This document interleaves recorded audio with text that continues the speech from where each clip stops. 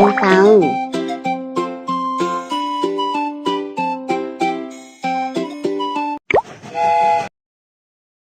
Hãy lắp ráp một đoàn tàu nhỏ.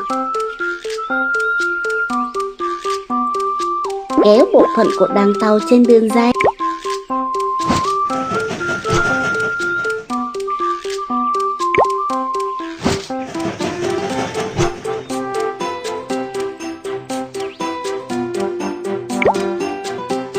Ồ, đoàn tàu của bạn trông rất tuyệt. Hãy bắt đầu nào.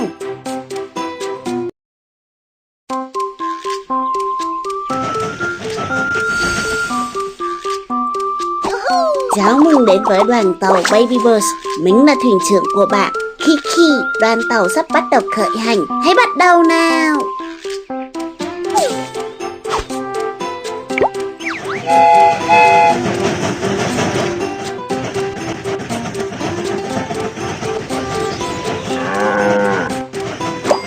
Một số con cừu đang đứng trên đường dây tàu. Hãy đuổi chúng đi. Giữ nước để tăng tốc đoàn tàu. Giữ nước để tăng tốc đoàn tàu. Bạn thật tuyệt vời. Hãy đi tiếp nào.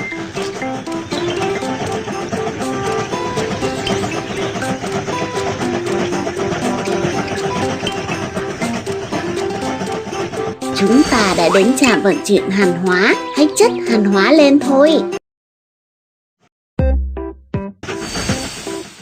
Chúng ta đã đến trạm vận chuyển hàng hóa. Hãy chất hàng hóa lên tàu nào.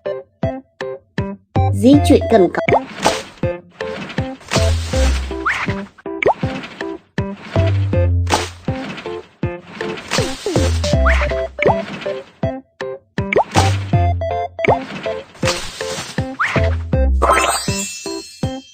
Bạn thật tuyệt vời. Hãy đi tiếp nào.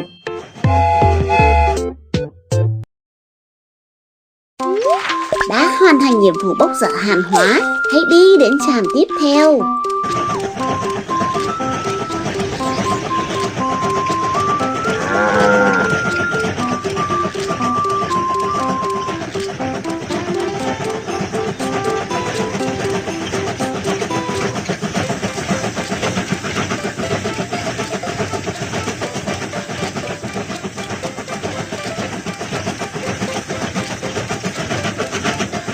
Chúng ta đã đến ga hành khách. Hãy giúp hành khách lên tàu nào. Hi. Xin chào. Chúng tớ chuẩn bị lên đoàn tàu nhỏ bé Baby Bus. Đấy là vé tàu của mình. Những món đồ bị cấm sẽ không thể được mang lên tàu. Hãy tìm ra chúng. Búa, pháo. Cảm ơn bạn.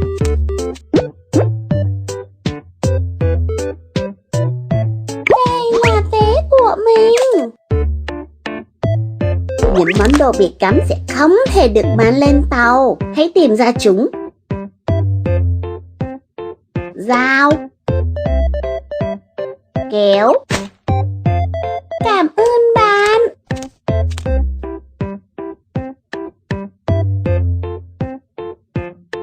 Đây là vé của mình. Những món đồ bị cấm sẽ không thể được mang lên tàu. Hãy tìm ra chúng. Kéo, dao. Cảm ơn bạn.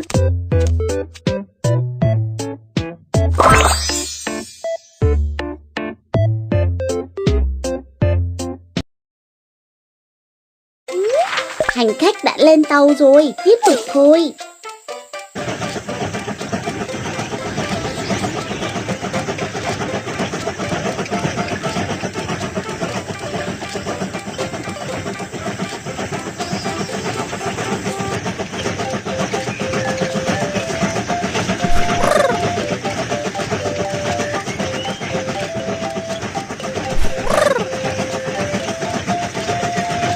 Chúng ta đã đến trạm kiểm tra. Hãy kiểm tra tàu nào. Đoàn tàu bẩn quá. Hãy lau dọn nó thôi nào.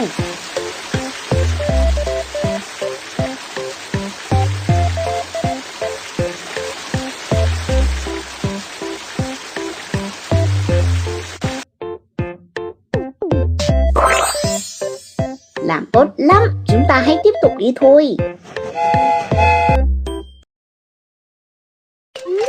Đoàn tàu đã được bảo dưỡng, hãy tiếp tục cuộc hành trình của chúng ta.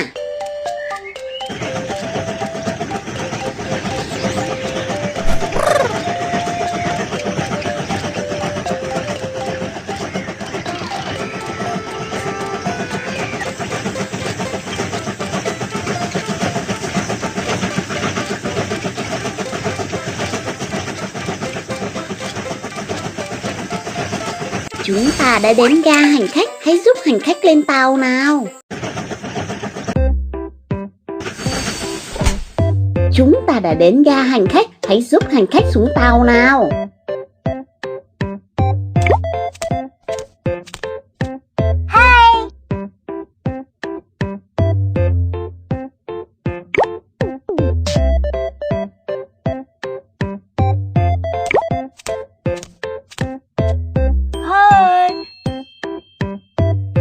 Đóng dấu vé tàu.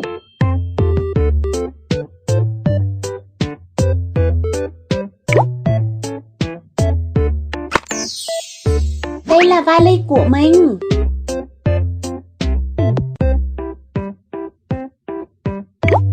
Tạm biệt đoàn tàu nhỏ bé Baby Bus. Đóng dấu vé tàu. Đây là vali của mình. Tạm biệt đoàn tàu nhỏ bé Baby Bus. Xin chào, chúng tớ chuẩn bị lên đoàn tàu nhỏ bé Baby Bus. Đây là vé của mình. Những món đồ bị cấm sẽ không thể được mang lên tàu. Hãy tìm ra chúng. Pháo, búa. Cảm ơn bạn. Đây là vé của mình. Những món đồ bị cấm sẽ không thể được mang lên tàu. Hãy tìm ra chúng. Búa, kéo. Cảm ơn bạn.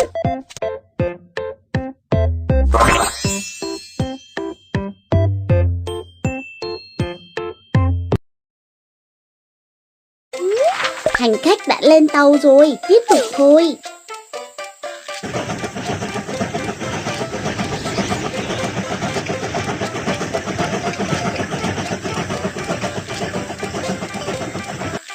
Có một cây cầu treo ở phía trước, hãy hạ cây cầu xuống.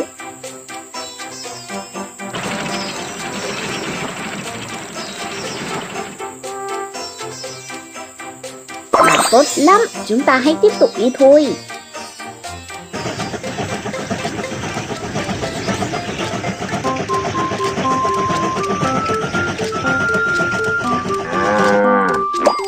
Có một vết nứt trên đường ray phía trước, hãy sửa đường ray.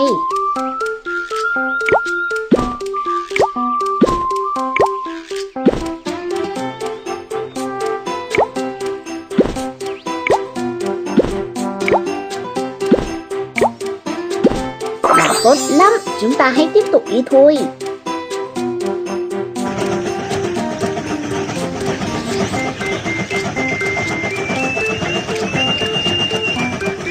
Chúng ta đã đến trạm vận chuyển hàng hóa, hãy chất hàng hóa lên thôi.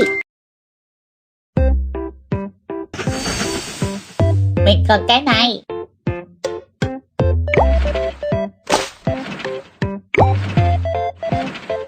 Cảm ơn bạn. Di chuyển cần cẩu.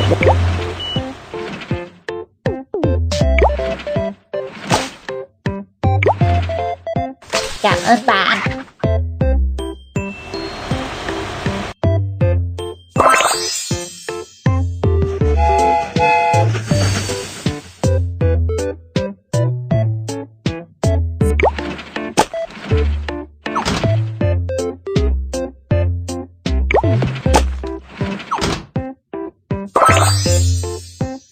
Bạn thật tuyệt vời, hãy đi tiếp nào.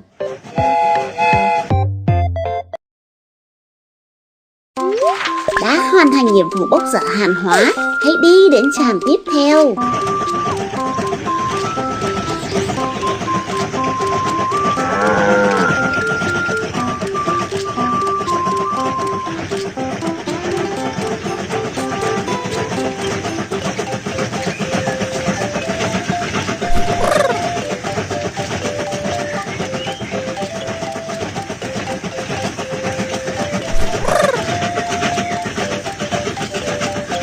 Chúng ta đã đến ga hành khách, hãy giúp hành khách lên tàu nào.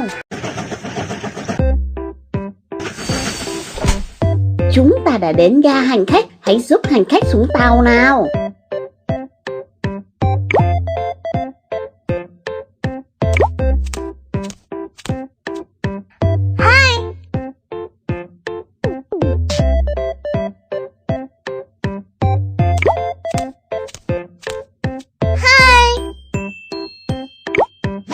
Đóng dấu vé tàu.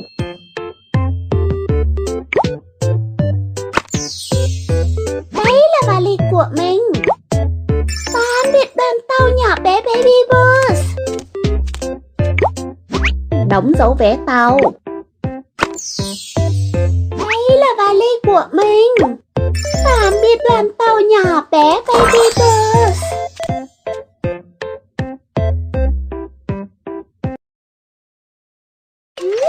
Hành khách đã lên tàu rồi, tiếp tục thôi.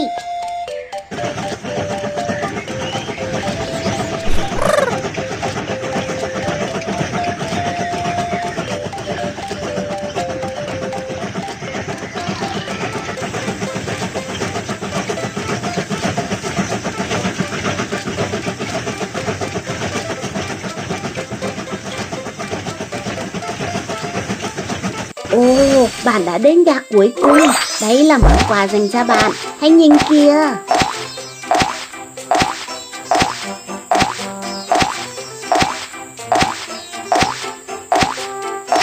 Ôi, xin chúc mừng, bạn đã nhận được một bộ phận mới của đoàn tàu hỏa. Hãy xây dựng đoàn tàu ngay bây giờ.